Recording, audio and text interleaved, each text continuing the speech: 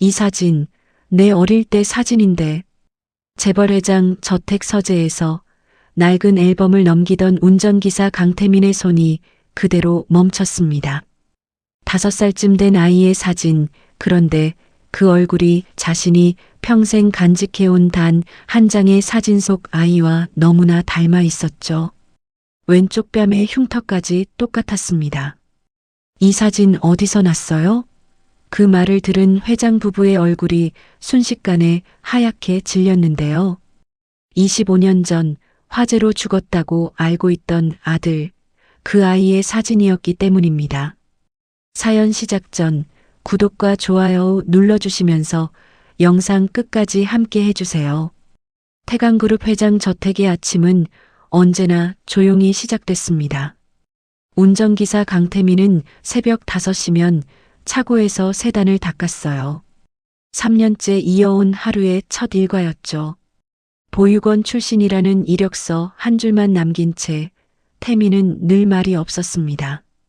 대신 손끝이 야무졌고 눈치가 빨랐어요. 회장 윤재석은 그런 태민을 유독 아꼈습니다. 이유를 딱히 설명할 수는 없었지만 이상하게 마음이 갔죠. 부인 한소영도 마찬가지였어요. 태민이 차 문을 열어줄 때마다 그녀는 잠시 시선을 오래 두곤 했습니다.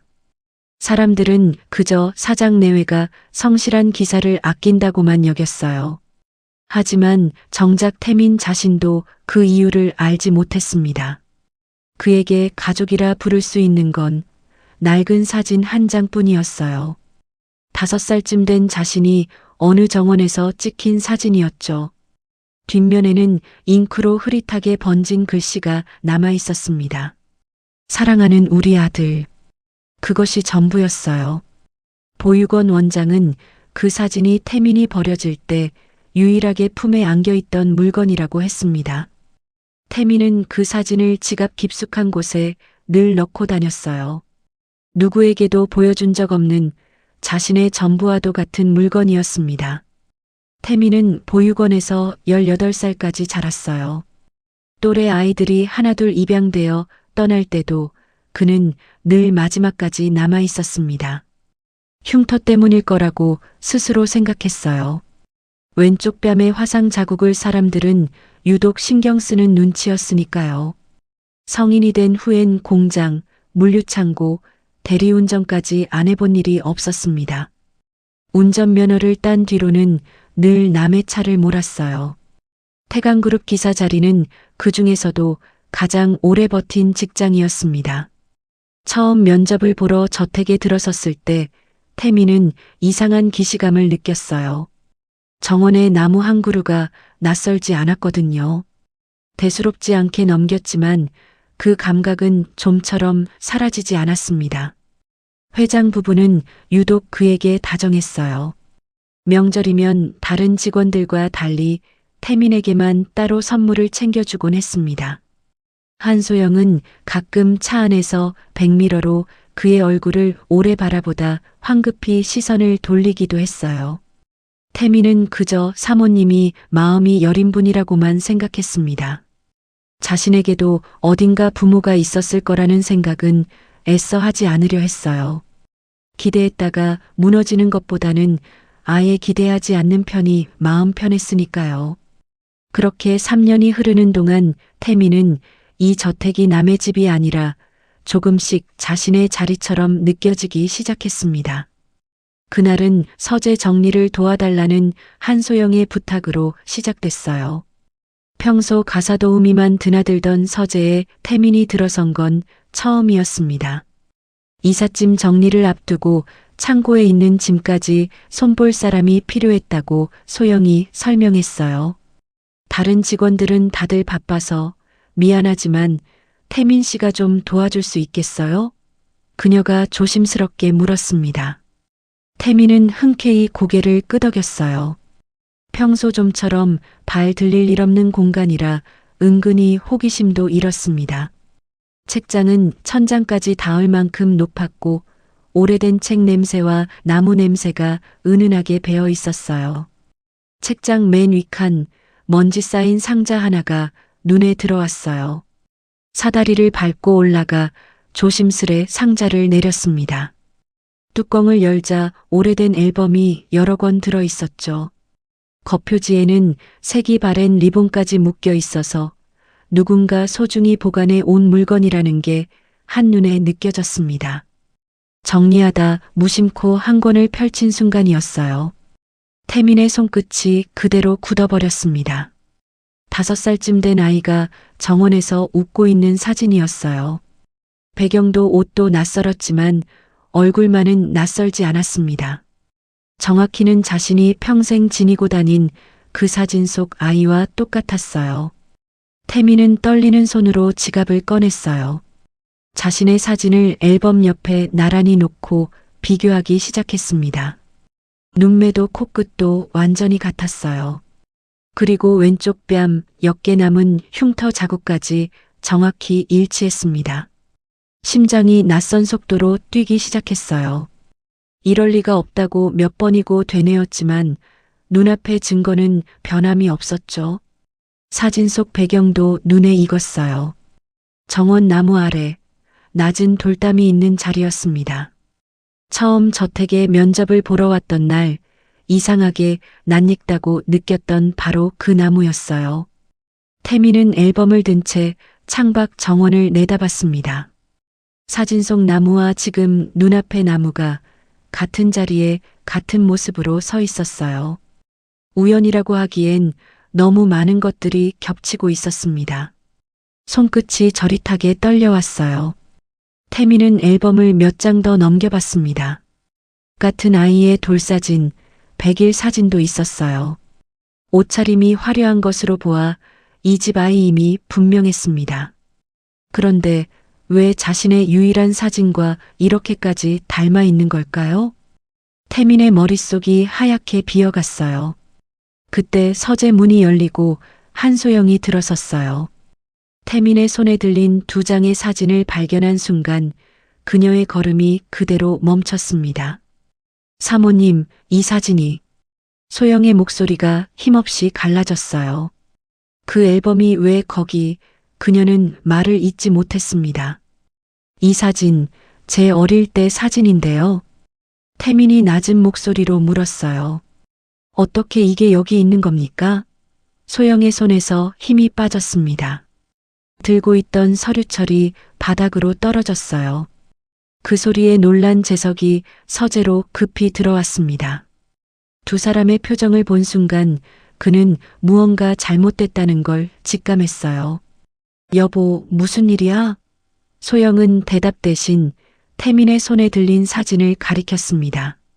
재석의 시선이 그 사진 위로 향했어요. 순간 그의 얼굴에서 핏기가 사라졌습니다. 그 사진은 25년 전 죽은 아들의 마지막 사진이었어요. 재석의 다리가 휘청거렸습니다. 소파를 짚지 않았다면 그대로 주저앉았을 거예요. 태민은 2 사람의 반응을 이해할 수 없었습니다. 죽은 아들이라니 대체 무슨 말입니까? 그가 조심스럽게 물었어요. 재석은 한참을 말을 잇지 못했습니다. 25년 전, 그러니까. 그가 겨우 입을 열었어요. 그해 겨울 태강병원에서 화재가 났습니다. 재석의 목소리가 낮게 가라앉았어요. 우리 아들 윤태호는 그날 밤 그 병실에 있었습니다. 불이 난 새벽 아이는 시신조차 온전히 수습되지 못했다고 들었어요. 그날 새벽 재석은 지방 출장 중이었습니다. 급보를 듣고 미친 듯이 차를 몰아 병원으로 향했지만 도착했을 땐 이미 화재 진압이 끝난 뒤였어요. 새까맣게 타버린 병실 앞에서 그는 다리에 힘이 풀려 주저앉았습니다. 담당인은 그저 죄송하다는 말만 되풀이했어요. 정확한 사인조차 명확히 설명해 주지 못했습니다. 소영은 그 소식을 듣고 그 자리에서 실신했어요. 이후 몇 달간 그녀는 제대로 걷지도 못할 만큼 몸과 마음이 무너졌습니다. 매일 밤 병원 복도를 서성이던 꿈을 꾸며 잠에서 깼어요. 2 사람은 그 뒤로 다시는 아이를 갖지 않았습니다. 대신 해마다 그날이 되면 작은 위패 앞에 향을 피우고 조용히 하루를 보냈어요. 재석은 25년째 매년 그날이 되면 술도 입에 대지 않고 조용히 알아누웠습니다. 소영도 마찬가지였어요. 매년 실종 신고일이자 사망 확인일이 돌아올 때마다 며칠을 자리보전하곤 했죠. 두 사람에게 그 화재는 평생 씻지 못할 상처였습니다. 그런데 태민 씨, 재석이 떨리는 목소리로 다시 물었어요. 그 사진, 진짜 당신 어릴 적 사진이 맞습니까? 태민은 고개를 끄덕였습니다. 보육원 앞에 버려졌을 때부터 저와 함께였던 유일한 물건이에요. 그가 담담히 대답했죠. 5살 무렵이라고 원장님이 말씀하셨어요. 정확한 나이는 저도 모릅니다. 소영이 떨리는 손으로 입을 막았어요. 왼쪽 뺨의 흉터, 그것도. 그녀가 겨우 말을 이었습니다. 우리 태호도 태어날 때부터 왼쪽 뺨에 화상 흉터가 있었어요. 재석의 눈빛이 흔들렸습니다. 이건 우연이라고 하기엔 너무 많은 것들이 겹치고 있었어요. 재석은 곧바로 비서실장 강인철을 불렀습니다. 인철아, 지금 당장 25년 전 화재 사건 기록 전부 다시 확인해. 그의 목소리에는 억누를 수 없는 떨림이 담겨 있었어요. 사망 확인서, 담당 의료진, 그리고 그날 병원 CCTV 기록까지 전부. 인철은 심상치 않은 상황을 직감하고 곧바로 움직였습니다. 그리고 태민 씨는 친자 확인 검사를 받아주실 수 있겠습니까? 재석이 조심스럽게 물었어요. 태민은 잠시 말이 없었습니다. 믿기지 않는 이야기였지만 거절할 이유도 없었어요. 네, 받겠습니다. 그가 짧게 답했습니다. 검사는 그날 오후 곧바로 진행됐어요. 결과가 나오기까지의 며칠은 저택 전체에 무거운 침묵만 감돌았습니다. 소영은 그 며칠 동안 한숨도 제대로 자지 못했어요. 밤마다 태민의 방문 앞을 서성이다 돌아가기를 반복했습니다. 재석 역시 회사 일을 전부 미룬 채 인철의 조사 결과만 기다렸어요. 그런데 그 며칠 사이 이상한 일들이 벌어지기 시작했습니다. 태민이 몰던 회장 전용 세단의 브레이크에서 미세한 이상이 발견된 거예요. 정비사는 고개를 갸웃거렸습니다. 최근에 누가 손을 댄 흔적이 있는데요. 그가 조심스럽게 보고했어요. 우연이라고 보기엔 석연치 않았습니다. 같은 날 오후 인사팀에는 익명의 투서 한 장이 도착했어요. 운전기사 강태민이 예전 직장에서 절도 혐의로 해고된 전력이 있다는 내용이었습니다. 사실 확인 결과 전부 조작된 허위 문서였어요. 하지만 누군가 태민을 집에서 내보내려 한다는 것만은 분명했습니다. 재석은 그 배우를 짐작하고 있었어요. 저택 안에서 이런 일을 벌일 수 있는 사람은 많지 않았으니까요. 그날 저녁 이복 동생 윤성재가 갑작스레 저택을 찾아왔습니다. 형님, 요즘 운전기사 하나 때문에 시끄럽다면서요? 성재가 웃으며 슬쩍 운을 뗐어요. 그런 근본도 모르는 사람을 집안에 들이는 건 좀 위험하지 않겠습니까? 재석의 눈빛이 순간 날카로워졌습니다. 근본을 모른다니 그게 무슨 뜻이야? 그가 되물었어요. 성재는 대수롭지 않다는 듯 어깨를 으쓱했습니다. 그냥 걱정돼서 드리는 말씀입니다. 신원도 불분명한 사람인데 서재까지 자유롭게 드나들게 하시니까요. 재석은 그 말투에서 이상한 위화감을 느꼈어요. 걱정이라기엔 지나치게 태민을 쫓아내려는 의도가 노골적이었습니다. 인철도 뒤늦게 정비 기록과 투서 문건을 조사한 끝에 두 사건 모두 성재 측 비서가 관여한 정황을 포착했어요. 회장님, 아무래도 이사장님 쪽에서 뭔가를 감추려 하는 것 같습니다. 그가 조심스럽게 보고했습니다. 단순히 기사 한 명을 못마땅해 하는 수준이 아니었어요. 재석의 머릿속에 불길한 예감이 스쳤습니다. 그러던 중 인철이 심상치 않은 자료를 들고 찾아왔습니다. 회장님, 이상한 점을 발견했습니다. 그가 서류를 내밀며 말했어요. 25년 전 화재 당일 병실에 관련한 근무 기록에 공백이 있습니다. 담당 간호사가 갑자기 바뀐 흔적이 있고요. 재석의 눈빛이 날카로워졌습니다. 그리고 화재 직후 아이의 시신을 확인했다는 최종 서류. 이게 당시 원장이 아니라 다른 사람 서명으로 되어 있습니다. 인철이 서류의 한 부분을 짚었어요. 서명자 이름을 확인해 보니 병원 이사장, 그러니까 회장님의 이복 동생 윤성재였습니다. 재석의 얼굴이 그대로 굳었어요. 성재가 왜 그날 병원에, 성재는 자세히 캐물었어요. 인철은 잠시 숨을 고른 뒤 말을 이어갔습니다. 조사해 보니 당시 화재는 단순 누전 사고가 아니었습니다. 그의 목소리가 낮게 깔렸어요. 신생아실 배선함에서 인위적으로 조작된 흔적이 발견됐습니다. 방화였다는 뜻이에요. 재석의 손이 부들부들 떨리기 시작했습니다. 그럼 태호가 방화 뒤에 도대체 왜? 인철은 잠시 망설이다가 조심스럽게 말했어요. 당시 성재 이사장은 후계 구도에서 밀려나 있었습니다. 회장님께 아들이 태어나면서 지분 승계 서열이 완전히 정리됐죠. 그런데 그 직후 병원에서 화재가 났고 하필 그 병실에만 피해가 집중됐습니다. 재석은 한동안 아무 말도 하지 못했어요.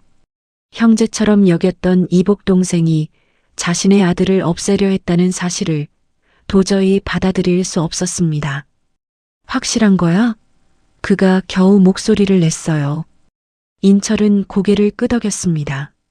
당시 사건을 은폐하는 데 관여한 것으로 보이는 사람을 한 명 더 찾았습니다. 그가 덧붙였어요. 그날 화재 현장에서 아이를 빼돌려 보육원 앞에 두고 갔다는 정황이 있는 인물. 당시 병원 청소용 역업체 직원 박말순 씨입니다. 지금은 은퇴해서 지방에 살고 있다고 했어요. 재석과 인철은 그날로 바로 박말순을 찾아 나섰습니다. 지방의 작은 마을, 허름한 단층 집에서 박말순은 두 사람을 맞이했어요. 백발이 성성한 노인이었지만 눈빛만은 또렷했습니다. 그녀의 얼굴에는 이미 오래 짊어져 온 죄책감이 배어 있었어요. 결국 오셨네요. 그녀가 낮게 중얼거렸습니다. 언젠가 이날이 올 줄 알았습니다. 재석이 다급히 물었어요. 그날 무슨 일이 있었던 겁니까? 박말순은 떨리는 손으로 오래된 상자 하나를 꺼냈습니다. 그 안에는 낡은 담요 조각과 아기 손목에 채워졌던 이름표가 들어 있었어요. 저는 그때 병원 청소용역 소속이었어요. 박말순이 천천히 이야기를 시작했습니다. VIP실은 원래 아무나 들어갈 수 없는 곳이었어요. 그런데 그날따라 이상하게 야간 경비가 허술했습니다. 지금 생각해보면 그것도 다 미리 손을 써둔 거였겠죠. 그녀의 목소리가 떨렸어요. 자정이 조금 넘은 시각, 성재 이사장이 직접 저를 찾아왔습니다. 재석의 눈이 커졌어요. 형님, 아들을 잠깐 다른 곳으로 옮겨야 한다고 급한 검사 때문이라고 하더군요. 박말순이 담담히 말을 이었습니다. 그때는 정말 그런 줄만 알았어요. 병원 관계자가 하는 말을 의심할 이유가 없었으니까요. 그녀가 고개를 떨궜습니다. 저는 아이를 성재 이사장이 알려준 뒷문 쪽으로 데려갔어요. 그런데 거기서 낯선 남자 2명이 기다리고 있었습니다. 그들은 아이를 건네받으며 저한테 이렇게 말했어요. 이 아이는 이제부터 없는 아이가 될 거다. 그 말이 무슨 뜻인지 그때는 몰랐습니다. 그녀의 눈에서 눈물이 흘렀어요. 그리고 정확히 30분 뒤 병원에서 불이 났다는 소식을 들었습니다. 재석의 숨이 멎는 듯 했어요. 저는 그제야 제가 무슨 일에 휘말린 건지 알았습니다. 박말순이 흐느끼며 말했어요. 아이가 화재로 죽은 걸로 처리된다는 걸 뒤늦게 깨달았죠. 무서워서 아무한테도 말 못했습니다. 신고하면 저도 공범으로 몰릴 것 같았고 또 그 사람들이 어떤 사람들인지도 몰랐으니까요. 그녀는 낯선 남자들이 아이를 어디로 데려가려는지 알 수 없어 그 뒤를 몰래 쫓았다고 했습니다. 아이를 데려간 곳은 보육원 앞이었어요. 아이만 혼자 둔 채 그들은 가버렸죠. 그녀가 나직이 말을 이었어요. 도저히 아이를 그냥 두고 올 수가 없었습니다. 그래서 제가 지니고 있던 아이의 정원 사진 한 장을 품 안에 넣어줬어요. 그 사진, 정원에서 찍힌 사진 말입니다. 그녀가 덧붙였습니다. 재석의 손이 떨렸어요. 그럼 그 부탁을 한 사람은 누굽니까? 박말수는 한참을 망설이다 겨우 이름을 꺼냈습니다. 윤성재 이사장님이었습니다. 재석은 그 자리에 얼어붙은 듯 서 있었어요. 25년 동안 죽은 줄로만 알았던 아들이 실은 살아서 그것도 자신의 저택에서 3년째 자신의 차를 몰고 있었다는 사실이 그제야 온전히 실감났죠. 서울로 돌아오는 차 안에서 재석은 한마디도 하지 못했어요. 창밖 풍경이 흐릿하게 스쳐 지나가는 동안 그의 머릿속엔 태민의 담담한 얼굴만 떠올랐습니다. 저택에 도착하자 마침 친자 확인 결과가 도착해 있었어요. 인철이 봉투를 조심스럽게 건넸습니다. 재석은 떨리는 손으로 봉투를 열었어요. 친자 확률 99.99%. 그 문장을 읽는 순간 재석의 다리에서 힘이 빠졌습니다. 그는 그대로 자리에 주저앉았어요. 소영도 서류를 받아들고 몇 번이고 다시 읽었습니다. 눈물이 걷잡을 수 없이 쏟아졌어요.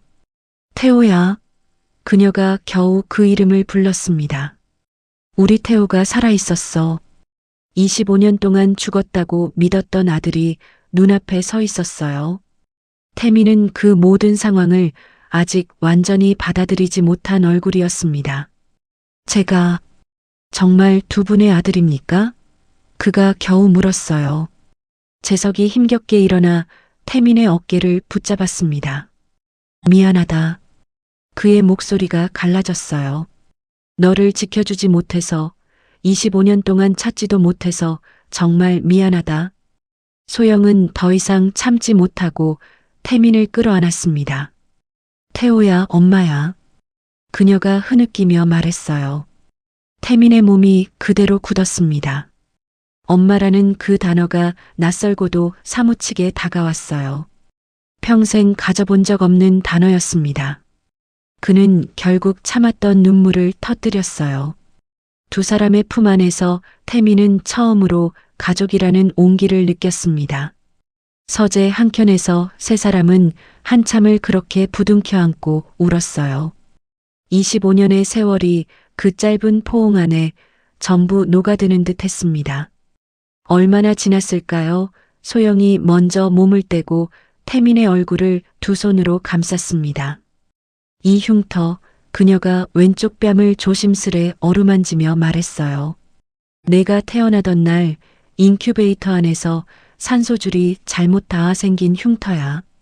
의사 선생님이 그러셨어.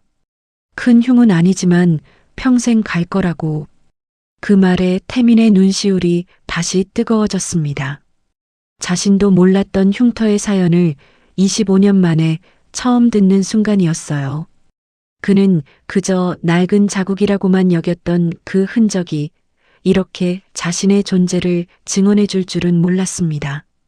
재석도 태민의 손을 놓지 못했어요. 이렇게 살아있어줘서 그가 목이 맨 채 겨우 말했습니다. 어디서든 무사히 자라줘서 고맙다. 태민은 아무 말도 하지 못한 채 그저 고개를 끄덕였어요. 평생 혼자라고 믿어왔던 삶의 뿌리가 이 순간 처음으로 채워지고 있었습니다. 하지만 재석의 얼굴에는 슬픔과 함께 다른 감정도 서려 있었어요. 이 모든 일의 배후에 있는 사람, 성재를 마주해야 할 시간이 남아 있었기 때문입니다. 재석은 그날 저녁 곧바로 성재를 회장실로 불렀어요. 성재는 아무것도 모른다는 얼굴로 여유롭게 들어섰습니다. 형님, 무슨 급한 일이십니까? 재석은 대답 대신 책상 위에 서류를 펼쳐 놓았어요. 25년 전 화재 사건 기록, 박말순의 증언, 그리고 방화 흔적 감정서였습니다. 성재의 얼굴에서 순식간에 여유가 사라졌어요. 이게 뭡니까? 그가 애써 침착한 척 물었습니다. 재석의 목소리는 낮고 단호했어요.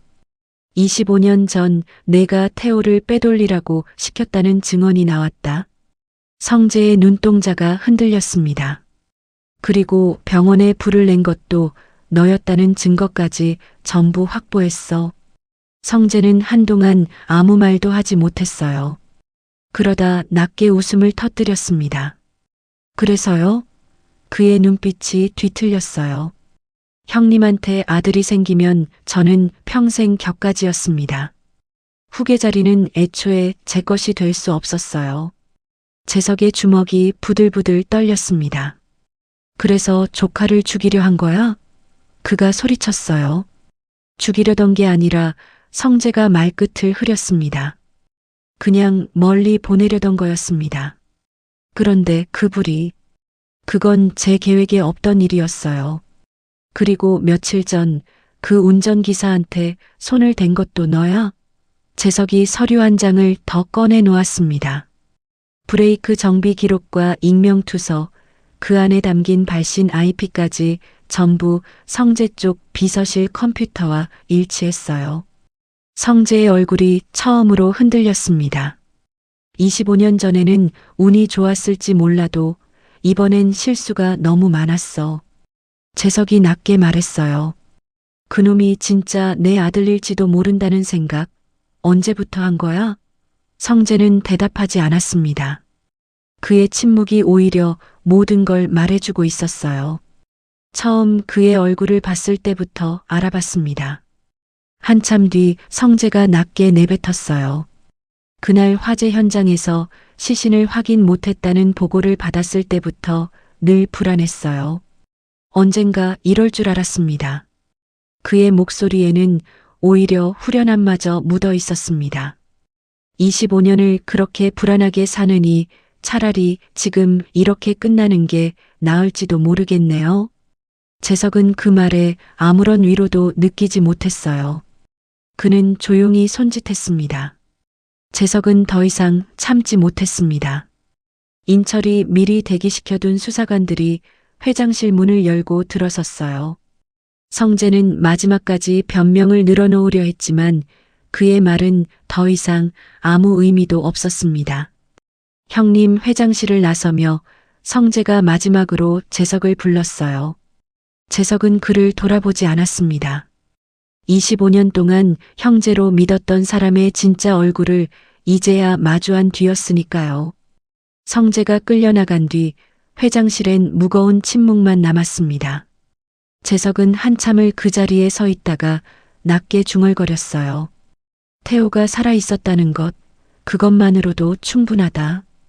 그가 스스로에게 되대듯 말했습니다.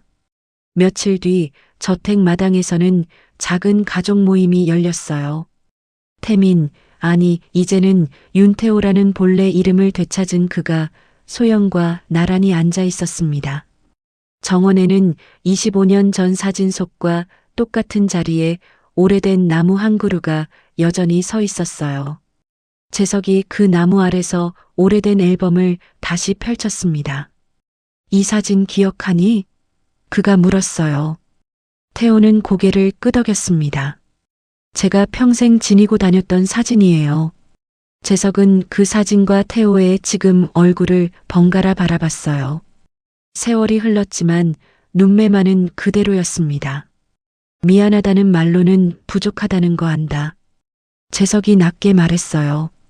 그래도 이제부터라도 아버지 노릇하게 해주겠니? 태호는 잠시 말이 없었습니다. 그러다 조용히 고개를 끄덕였어요.